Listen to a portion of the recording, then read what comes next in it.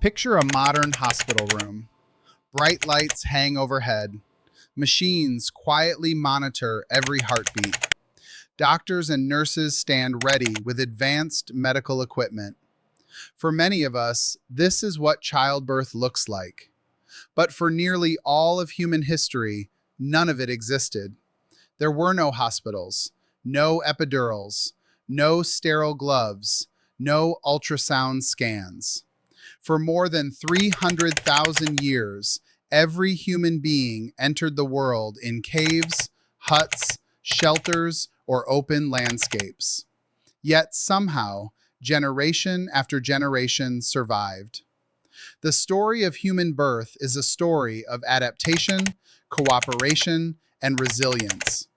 It begins millions of years ago when our ancestors stood upright. Walking on two legs transformed the human body. The pelvis became narrower and more efficient for movement. But a narrow pelvis creates a problem. Human babies have unusually large heads because of their growing brains.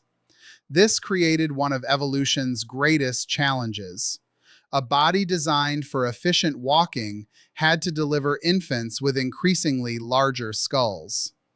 Evolution found a solution. Human babies are born earlier in their development than many other mammals. At birth, much of the brain's growth still lies ahead. The result is a species that enters the world vulnerable and dependent. But it is also one capable of extraordinary intelligence. For ancient humans, childbirth was never routine. Every birth carried risk. Without hospitals, women gave birth wherever safety could be found. A sheltered cave, a temporary hut, a quiet corner of a camp. Animal hides, straw, or woven materials often served as bedding. These spaces provided warmth, protection, and privacy. But childbirth was more than a physical event. It was also deeply connected to culture and belief. Many societies developed rituals surrounding birth. Directions, seasons, prayers, and symbols often played an important role in preparing for the arrival of a child. One of the greatest differences between ancient and modern childbirth was posture. For most of human history, women rarely gave birth lying flat on their backs. Instead, they squatted, knelt, sat upright, or supported themselves on all fours. These positions worked with gravity rather than against it. Squatting, in particular, helped widen the pelvic outlet and assisted the baby's descent. Ancient women spent much of their lives walking, working, and squatting. Their bodies were well adapted to these positions. When labor became difficult, support systems were often created using ropes, wooden poles, or cloth straps. These simple tools helped mothers remain upright during long deliveries. Human birth presents another challenge that most people never think about. Unlike many other animals, human babies must rotate as they move through the birth canal. The infant enters at one angle and exits at another.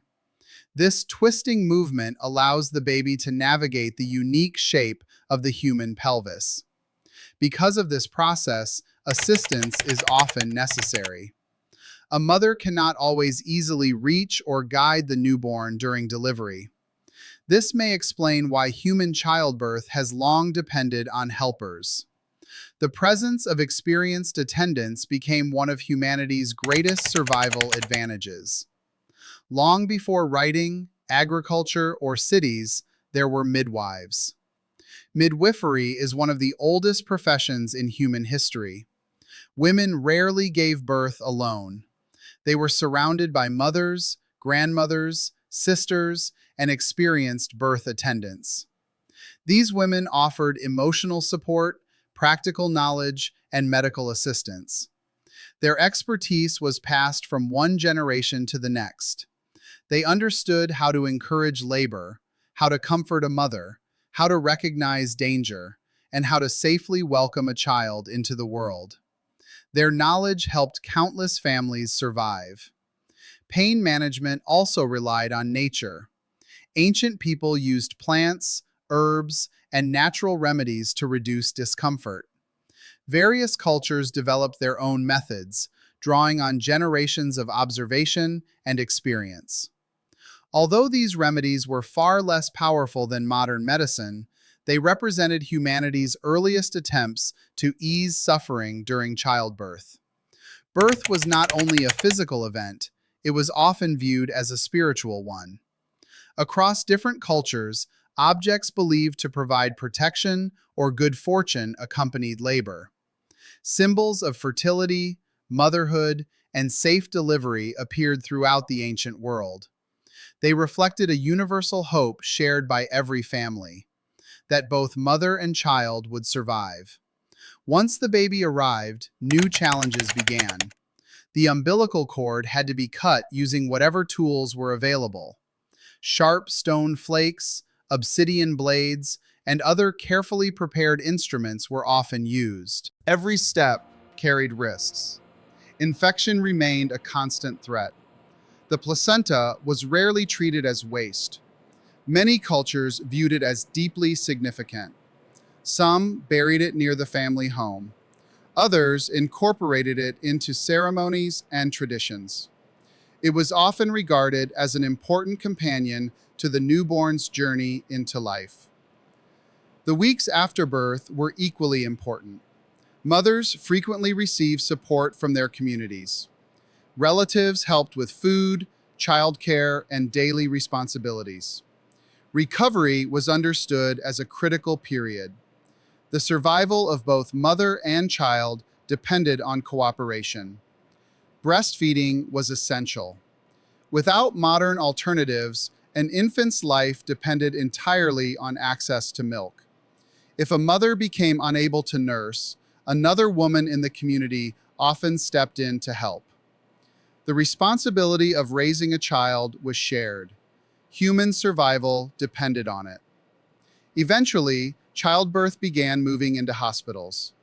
This transformation accelerated over the last few centuries. Doctors gained a larger role in delivery. Medical technology improved. New techniques reduced many of the dangers that had haunted mothers for thousands of years. Yet, the transition was not always smooth. Before the discovery of proper sanitation, hospital births could be surprisingly dangerous. In some places, mortality rates increased because doctors unknowingly carried infections from patient to patient. Only after the importance of hygiene became understood did modern medicine begin achieving its full potential. Today, childbirth is safer than at any other point in human history.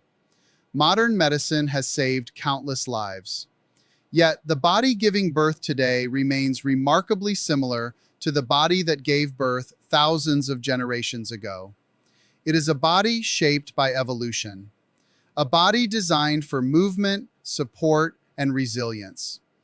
When we look back at the history of childbirth, we see far more than danger and hardship. We see ingenuity. We see cooperation. We see communities coming together to protect the next generation. Every person alive today is the descendant of mothers who endured extraordinary challenges. Women who gave birth without modern technology. Families who relied on experience, courage, and one another. The room may have changed. The tools may have changed. But the strength required to bring new life into the world remains the same. And that strength connects us directly to our ancestors across hundreds of thousands of years of human history.